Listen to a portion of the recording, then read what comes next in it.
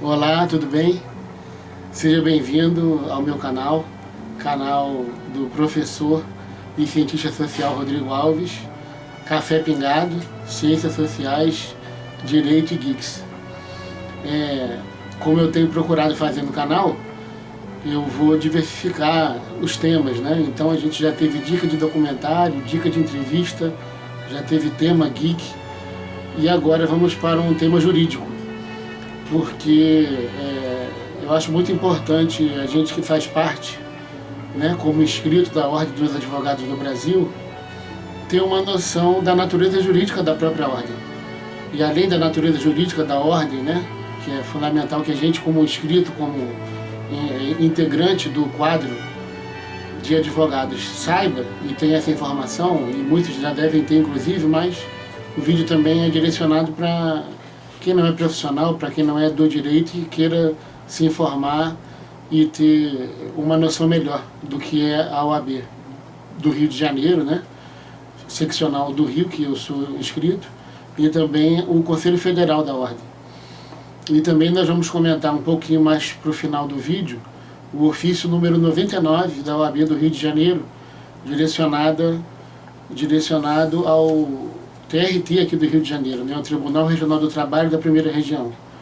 E aí por isso que eu falei que são aspectos não só jurídicos, como sociológicos também, em relação aos colegas, né, que têm certa dificuldade ou alguns imensa dificuldade, né, de ter acesso, por exemplo, a uma rede de Wi-Fi em casa, a uma rede de computadores, né, ter um notebook ou um netbook que possa suprir essa demanda de audiências virtuais, por exemplo. Então, obrigado mais uma vez. Se você não é inscrito, se inscreva no canal e tenha essa participação aí conosco. Então, espero que você inscreva, curta e aproveite o canal nesses temas, né, de ciências sociais, de direito e de geeks. Bom, eu sou um advogado trabalhista, né, formado há mais de 15 anos. Eu fiz o último exame da OAB entre 2004 e 2005, que tinha 50 questões na fase de questões objetivas. E depois fiz, então, na fase discursiva, uma prova de direito do trabalho. Tive que entrar com recurso, tive que lutar bravamente, né? E consegui, então, a inscrição nos quadros da OAB do Rio de Janeiro como advogado. Minha advocacia trabalhista é especializada, né, em métodos consensuais de resolução de conflitos, desde mediação até a conciliação, né, e eu entendo que são métodos também muito válidos e importantes. E a OAB, há pouco tempo atrás, reconheceu como método de resolução de conflito através de mediação e de conciliação, sendo um método válido, né, para qualquer tipo de atividade de advocatícia. Então eu acho que a atividade advocatícia também compreende esses métodos de resolução de conflito e eu procurei me especializar neles como um mote de trabalho. Então, logicamente que o advogado, ele é parecerista, ele é audiencista, ele é, né, de uma maneira geral, consultivo, ele é contencioso e também pode ser, né, ligado a métodos de mediação e de conciliação para resolução de conflitos judiciais. Porque no nosso país há uma alta conflituosidade, né, e essa alta conflituosidade acaba nos levando a situações extremas, muitas vezes, de uma perda de patrimônio muito grande, tanto de um lado quanto do outro. Faço parte hoje, né, de uma banca de advocacia renomada e não tenho dúvida em afirmar que é um dos maiores escritórios de advocacia trabalhista do Brasil. Então é uma honra muito grande fazer parte dos quadros desse escritório. Então, gente, eu quero só pontuar essas questões quanto ao Conselho Federal da Ordem, quanto à própria OAB-RJ, e quero tratar um pouquinho da natureza jurídica, né, da OAB. Então vamos dar uma olhadinha na tela, só para a gente poder explicar, né, e organizar o pensamento. Vamos lá. Então, o julgamento da ação direta de inconstitucionalidade, número 3026, foi iniciado em 23 de fevereiro de 2005. E nesse julgamento, vocês vão analisar aí, que foi discutido o cerne, né, o núcleo da questão quanto à OAB ser uma autarquia especial ou um órgão sui generis, né, dentro da estrutura constitucional brasileira. Então a gente vai ver aí que o ministro relator foi o Eros Grau. Vamos analisar o que ele falou. O fato é que, ineludivelmente, a OAB não é uma entidade da administração indireta da União. A Ordem é um serviço público independente, categoria ímpar no elenco de personalidades jurídicas existentes no direito brasileiro. Ela, sim, é um serviço independente de feitio único, distinta e diversa da categoria na qual estariam inseridas essas que se tem referido como autarquias especiais, para pretender se afirmar, e de modo equivocado, certa independência das hoje chamadas agências. Né? Esse foi o voto do ministro relator Eros Grau. E ele aí continua, né, no seu voto, considerando: é formal e materialmente necessária.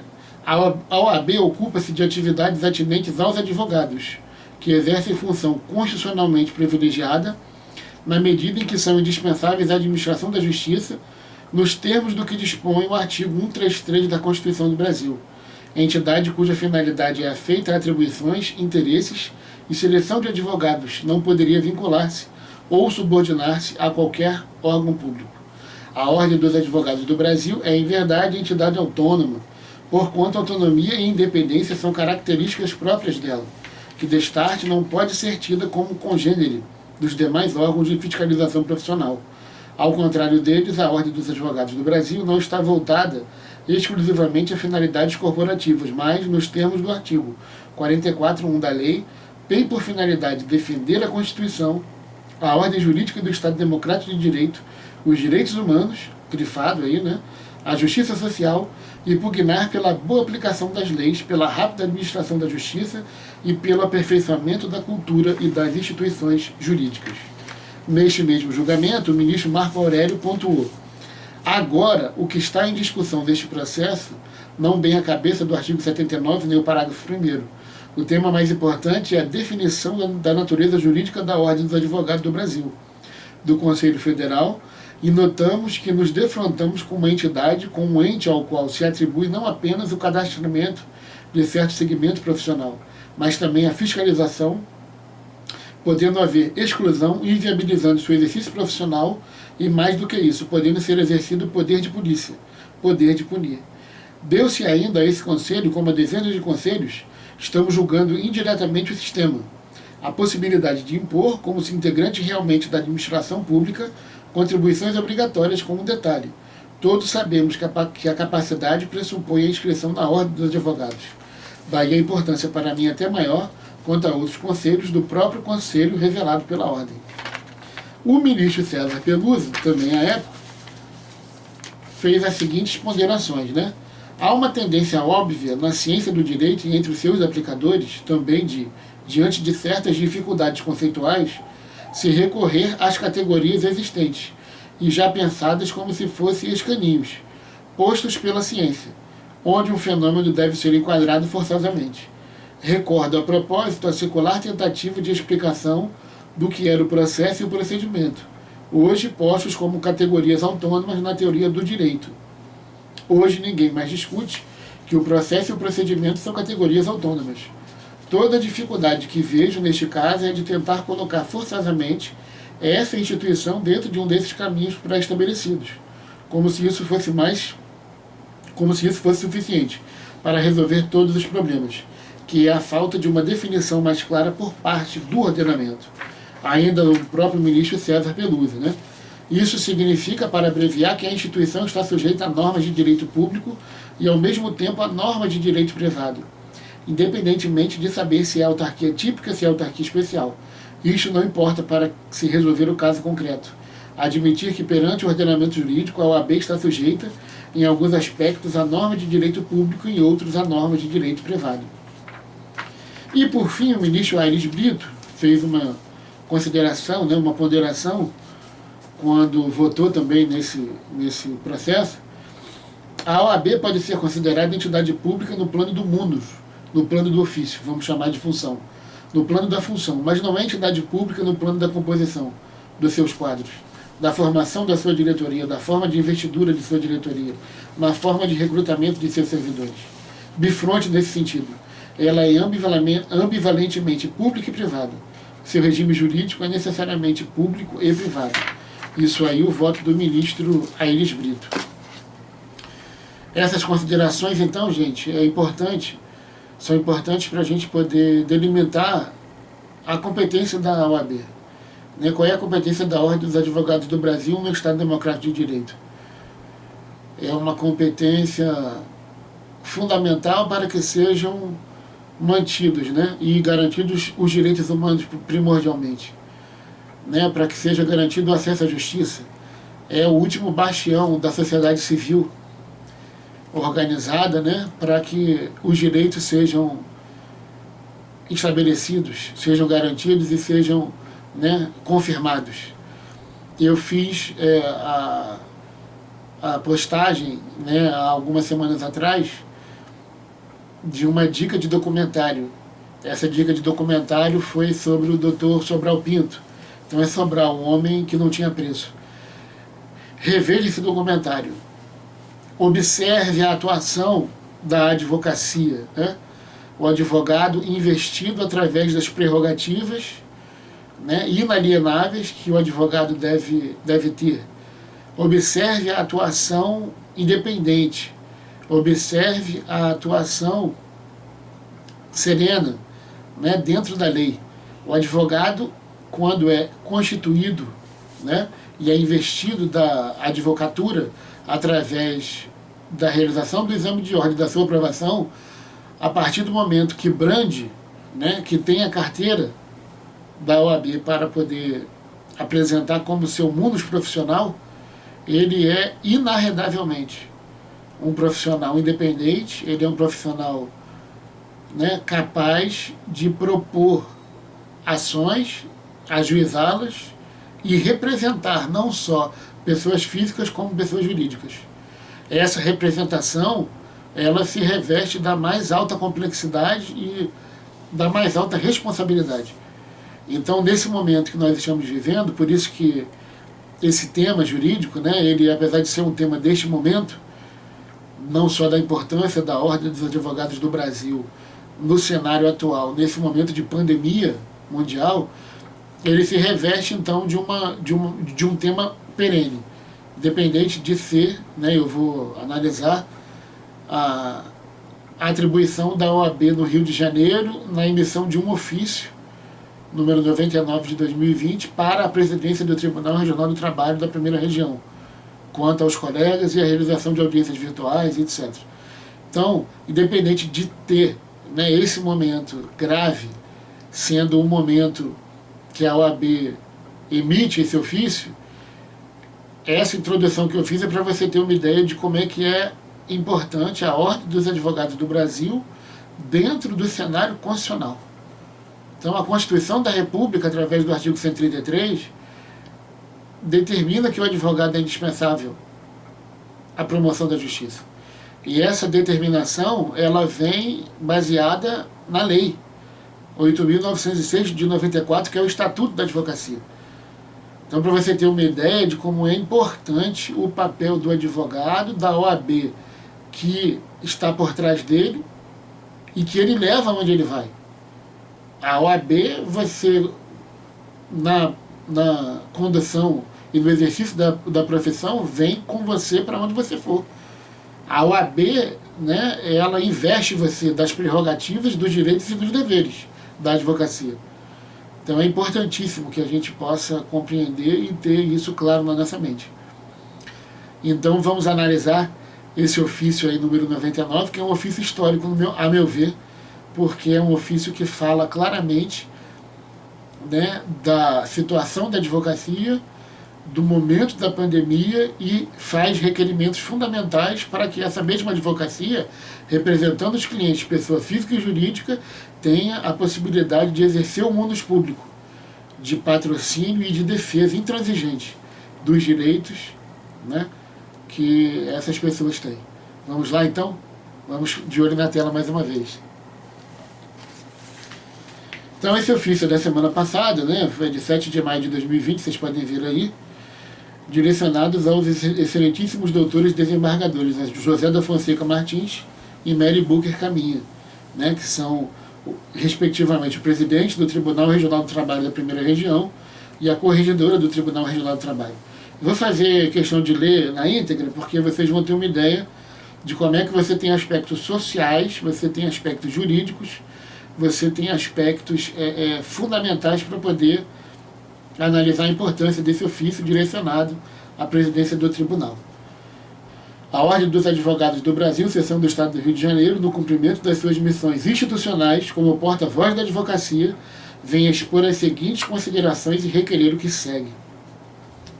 A crise sanitária mundial decorrente da pandemia denominada pela Organização Mundial da Saúde de coronavírus, Covid-19, foi declarada em 11 de março de 2020 e, desde então, medidas da contenção da disseminação do vírus têm sido adotadas pelas autoridades governamentais em todo o estado do Rio de Janeiro. No entanto, há quase 2 meses, desde a declaração de situação pandêmica pela OMS, os números de contaminados e, lamentavelmente, de mortos, especialmente no nosso estado, se apresentam em curva numérica ascendente, culminando no último dia 4 de maio de 2020, na edição pelo Ministério Público do Rio de Janeiro da Recomendação número 24 de 2020, cujo teor, em resumo, orienta o governo do Estado à adoção da medida que se popularizou por lockdown, ancorado em recomendação da Fundação Oswaldo Cruz. Aí ele cita, né, uma matéria do Globo, do G1, onde a Fiocruz faz a recomendação das ações de lockdown no Rio de Janeiro. De igual sabença, é inegável que as consequências devastadoras desta pandemia sanitária atingem, em maior número e gravidade, a população de baixa renda, para a qual a crise instalada representa risco à própria subsistência humana, pela falta de condições mínimas que lhe permitam acesso à alimentação, saúde e higiene adequada. Além disso, igualmente irrefutável é a situação de extrema precariedade do sistema de saúde pública, que, conforme extensivamente noticiado pela imprensa, já está em vias de colapsar. Diante de todas essas razões que já não são conhecidas, a recomendação da OMS desde o início caminha no sentido de diminuir ao máximo a circulação de pessoas, com o objetivo de frear o contágio do Covid-19. Nesta especializada, não escapa aos olhos dos magistrados e magistradas da primeira região a avassaladora situação de penúria econômica da população fluminense. Para tanto, basta o expressivo número de atos processuais praticados e a expedição de alvarás, desde que declarada a pandemia. Por isso, não pretende por óbvio e tampouco se admite dessumir a indissociável natureza essencial da prestação jurisdicional, mormente como assegura o Estado Democrático de Direito, inclusive em situações anômalas, como a que se desnuda dia após dia em tempos de Covid-19. É, portanto, essencial a atividade judicante, especialmente da Justiça do Trabalho. No outro giro, é igualmente conhecida a larga escala que difere o acesso dos advogados e advogadas aos instrumentos que possibilitam o exercício regular da advocacia. Há, sim, grandes bancas jurídicas em nosso Estado. No entanto, a advocacia trabalhista se faz maciçamente por colegas que utilizam as salas e casas da advocacia da OAB, diuturnamente, para o desempenho de seus mistérios profissionais.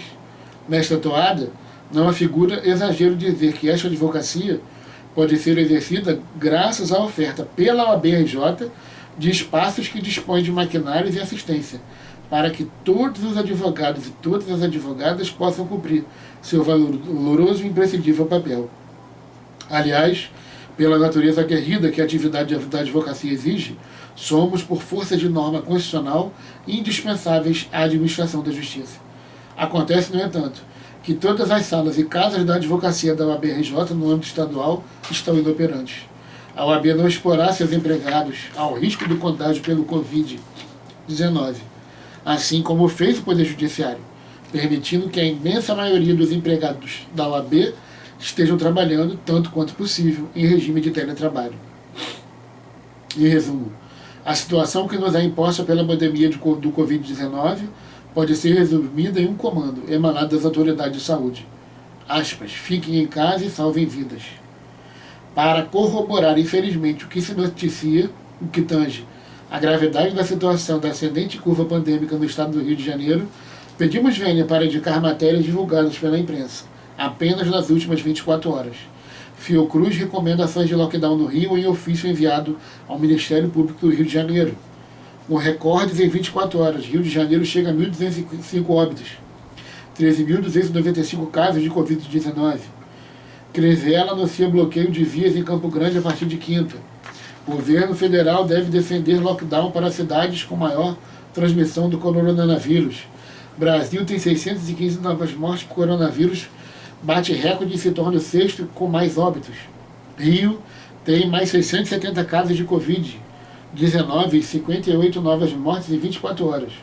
Portanto, é inegável o reconhecimento de que se torna imprescindível que a maior parte da população respeite o aconselhável isolamento, mantendo o necessário distanciamento do convívio social.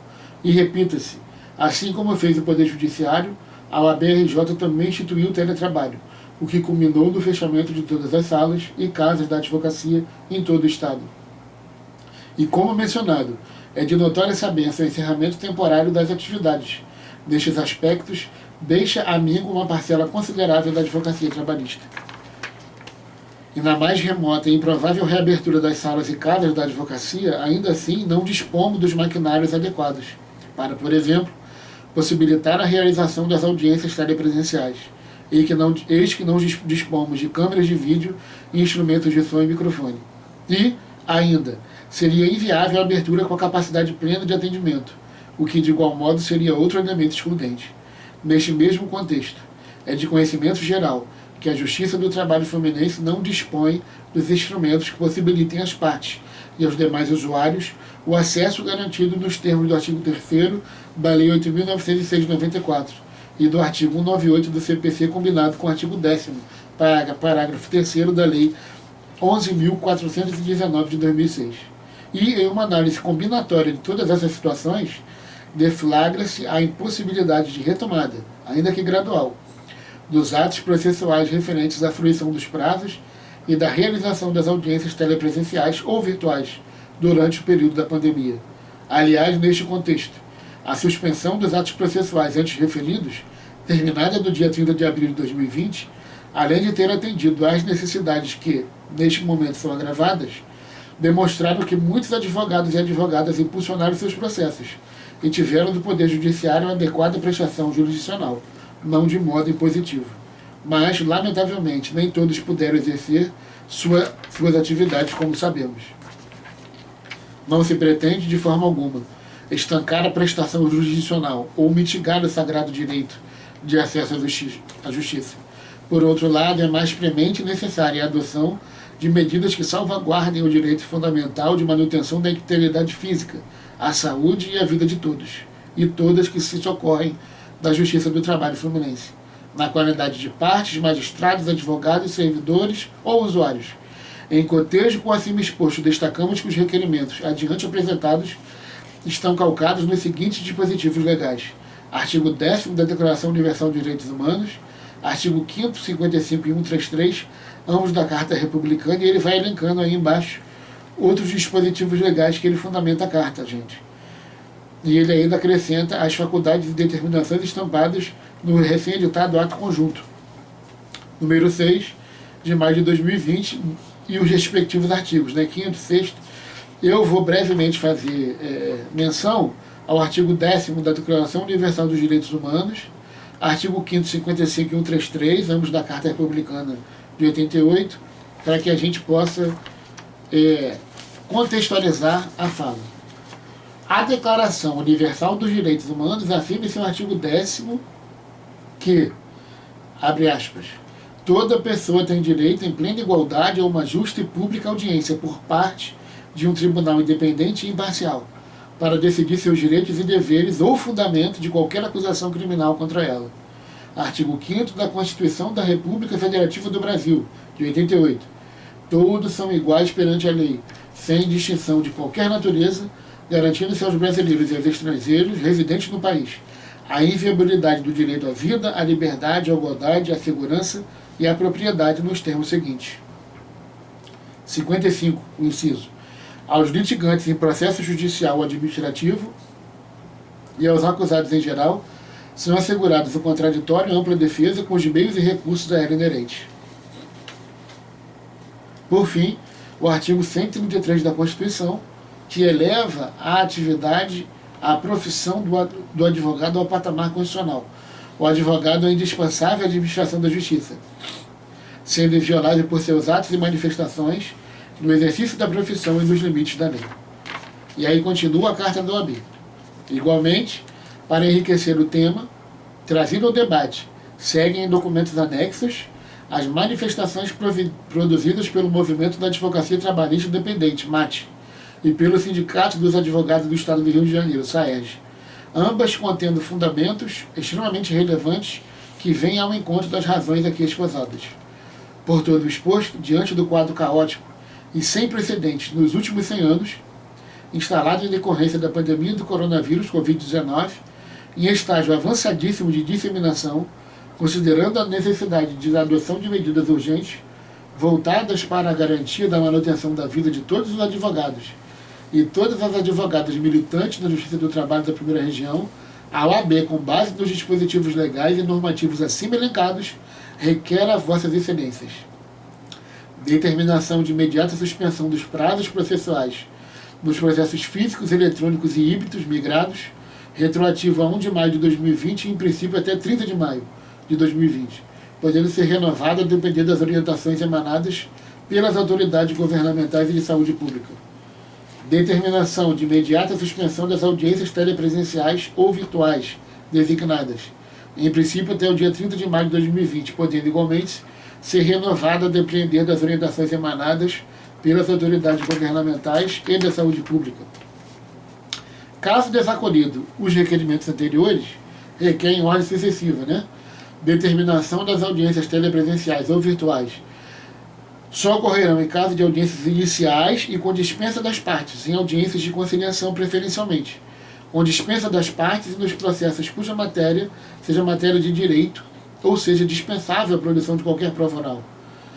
Determinação de que a faculdade do que tange a realização da audiência telepresencial ou virtual já designada seja exclusiva do advogado ou da advogada, sem qualquer condicionamento ou juízo de valor quanto à pertinência do requerimento pela autoridade judiciária, destinatária do requerimento de não realização da audiência nas condições ofertadas para este momento. Determinação de imediata suspensão das sessões de julgamento, presenciais e virtuais no âmbito da Justiça do Trabalho, em virtude da dificuldade aos meios eletrônicos de inúmeros advogados que dependem das salas e estruturas físicas da OAB, conforme acima descrito. Em última análise, com fundamento no artigo 3º da Resolução 318 de 2020 do Conselho Nacional de Justiça, considerando a impossibilidade de livre exercício das atividades forenses regulares, requer que este tribunal solicite ao Conselho Nacional de Justiça a suspensão dos prazos processuais no âmbito territorial de suas jurisdições ou de determinadas localidades, atendendo às peculiaridades regionais que recaem sobre o Estado do Rio de Janeiro, em especial no tocante à iminente decretação de ações de lockdown, certos de que os requerimentos ora aduzidos serão atendidos por Vossa Excelência com a urgência que o autor acionário requer. Aproveitamos o ensejo para apresentar os protestos de estima e consideração. Então, a Ordem dos Advogados do Brasil, seção do Estado do Rio de Janeiro, através da Procuradoria-Geral, assinando o nosso presidente aqui da seccional do Rio de Janeiro, Luciano Bandeira Arantes, presidente da OAB, procurador-geral também assinou, e o presidente da Comissão da Justiça do Trabalho. Gente, qual é o contexto e a importância desta carta, deste ofício, direcionada ao presidente e ao corregedor do Tribunal Regional do Trabalho da Primeira Região? E a importância de reconhecer que a classe do advogado trabalhista, principalmente de reclamante, é uma classe que infelizmente tem essa dificuldade de do advogado trabalhista mais humilde e do reclamante também mais humilde, e você tem então o quadro dramático que se desenha e que se delineia para a realização das audiências virtuais. Como é que você vai realizar uma audiência virtual onde você precisa de equipamento de informática, no mínimo, com uma câmera razoável, com um som adequado, tá? E com um acesso à internet numa velocidade também considerável, para que você possa entender o que é falado no momento da audiência pelo juiz e pelas partes. Então você tem o acesso, né, do Poder Judiciário, que teoricamente é garantido. E aí você leva para o advogado e para a advogada a necessidade de acessar da residência dele, né, através de tudo isso funcionando, um acesso eletrônico, através de notebook ou computador, uma câmera de vídeo e o som, e uma internet razoável que não caia, ou que caia o menos possível. Isso é o cenário 1. Cenário 2, tudo isso que eu falei ainda levado ao reclamante. Como é que a gente vai ter reclamantes, muitos deles que moram na Baixada Fluminense, moram em locais mais humildes, né, no subúrbio do Rio de Janeiro, ou mesmo em outras localidades do Rio de Janeiro, que seja Zona Sul, mas que não tenha esse acesso, essa possibilidade de ter acesso ao meio eletrônico, informatizado. Ou que mesmo tendo acesso não tenha uma qualidade na imagem ou no som. Como é que você vai, né, impor à parte essa obrigatoriedade de ter acesso à tecnologia a esse nível? Não tem como. Por isso que a OAB faz a menção ali, né, ao artigo 10 da Declaração dos Direitos Humanos. E é importante, né, ressaltar que direito humano, gente, não é só direito, né, como é falado na mídia, no jornal, direito do bandido, é o direito do bandido, né, o direito do... que só fala de direitos humanos para bandido. Gente, direito do trabalho é um direito humano fundamental. Direito ao acesso à justiça é direito humano fundamental. Então, a audiência se reveste de um ato solene. E esse ato solene, ela tem que ter, né, a presença das partes, autor e ré, na triangularização processual com o Estado juiz, para que se possa alcançar uma sentença justa. E para isso, o meio virtual, infelizmente, como está posto hoje, não é possível, né, de ser alcançado. A não ser, lógico, como a própria OAB destacou, né, em audiências iniciais, audiências de conciliação, de acordo, lógico, aí sem problema nenhum, não teria problema. Então é importante, gente, a gente poder refletir esse momento grave, né, que a gente está vivendo, e poder tentar uma resposta, né, adequada do Poder Judiciário para que as partes não sejam lesadas. Parte autora, parte ré, pessoa física ou pessoa jurídica. Porque é um momento grave e um momento que não tem parâmetro na história dos últimos 100 anos. E aí a OAB, então, como eu falei no início desse vídeo, né, tem o seu papel constitucional de defesa não só das instituições democráticas, como através da advocacia também das partes. Da parte que, né, colocou o patrocínio da causa dela na mão do advogado, que tem a OAB por trás e que então exerce esse mundus público. Eu então quero encerrar minha fala com isso, né? Nós temos a informação, e eu também sou um advogado que visito muitas comarcas, né? Muitas localidades onde tem prédios da OAB.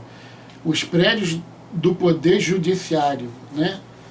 E que você tem as salas da OAB, a sala da OAB é isso, são mesas, são 3, 4, 5 terminais de computador, acesso à internet e a possibilidade do colega chegar lá e ter acesso a essa tecnologia. Então a carta também fala isso. Como é que você vai ter acesso à tecnologia nas salas da OAB, que são nos prédios físicos dos tribunais, se os prédios dos tribunais estão fechados? Então você limita drasticamente a possibilidade de acesso do colega, da parte, né, a qualquer elemento informático que possibilite, né, a exibição do vídeo, a captação do som e o acesso à internet para participar de uma audiência virtual. Então é muito importante a gente poder ter isso em mente e se conscientizar de que se o Poder Judiciário, né, como vem fazendo o Conselho Nacional de Justiça até de uma forma louvável, né, até fazendo a previsão em algumas resoluções de que em caso de lockdown, né, haverá a suspensão dos prazos do processo eletrônico. Mas isso é muito complicado porque nós precisamos do Poder Judiciário local, no caso aqui do TRT da primeira região, para também fazer uma resolução, né, que possa impactar a categoria não só do advogado, como as partes em conjunto com, né, ou interpretando em conjunto a resolução do CNJ para a localidade. Sem um ato do Poder Judiciário, por exemplo, TRT1, a gente não tem a possibilidade de fazer um enfrentamento adequado dessa situação. Então é muito importante que a gente tenha esse nível de reflexão, esse nível de solidariedade e esse nível de entendimento, para que a gente possa exercer a nossa atividade advocatícia com a plenitude, né, de direitos e de deveres que é inerente à própria Ordem dos Advogados do Brasil. Muito obrigado mais uma vez pela sua atenção, espero que o vídeo tenha sido útil e a gente continua e continuará postando temas aí de interesse e de relevância para a nossa sociedade. Muito obrigado mais uma vez, tudo de bom.